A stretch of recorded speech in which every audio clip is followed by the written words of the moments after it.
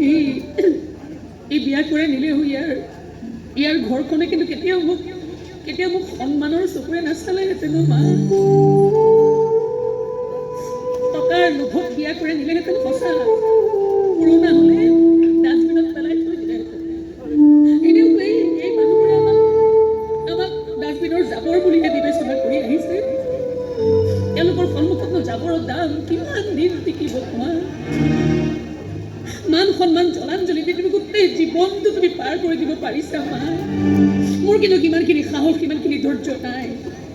অকণমান মৰম, অকণমান সন্মান ময়ো বিচাৰোঁ মা, ময়ো বিচাৰোঁ।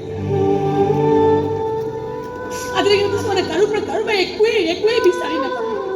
এদিনলৈ তোমাক সুধি নাপালোঁ যে বেলেগৰ দেউতাকবোৰ যে লগত থাকে, আমাৰ যেন লগত নাথাকে কিয়?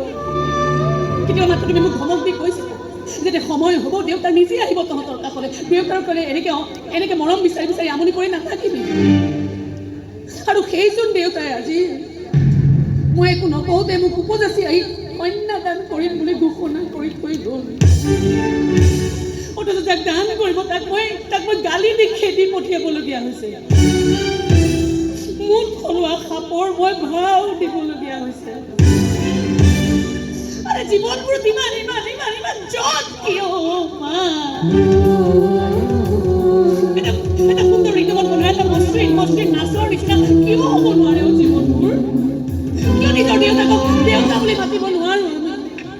কিয় ভাল পোৱা মানুহজনক মনৰ আসনখনত বহুৱাব নোৱাৰো আমি? আমাৰ দৰে দুৰ্বল মানুহবোৰক নচুৱাই তোৰ হেঁপাহ পলোৱা নাই ভগৱান।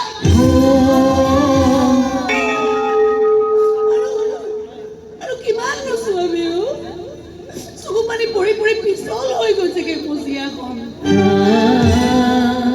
অপমানৰ জ্বালা সহি ভাগি গৈছে অন্তৰখন। অৱহেলাৰ বোজে কঢ়িয়াই দম নাইকিয়া হৈ গৈছে কলিজা। ইমানতে শেষ কৰ না।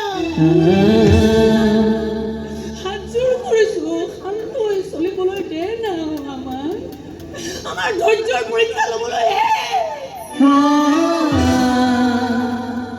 যদি কোন মানুহৰ অতিষ্ঠ হৈ তাণ্ডৱ নাচিবলৈ লওঁ নহয়, চকু পানী পেলাই উদ্যান নৃত্য কৰিবলৈ লওঁ, তেতিয়া কিন্তু সঁচা কথা কৈছো ভগৱান তয়ে লাজ পাবি।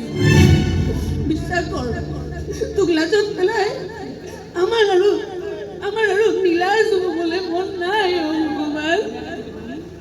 আৰু নীলাজ হ'বলৈ আমাক নিদিবি না ভগৱান, প্লিজ।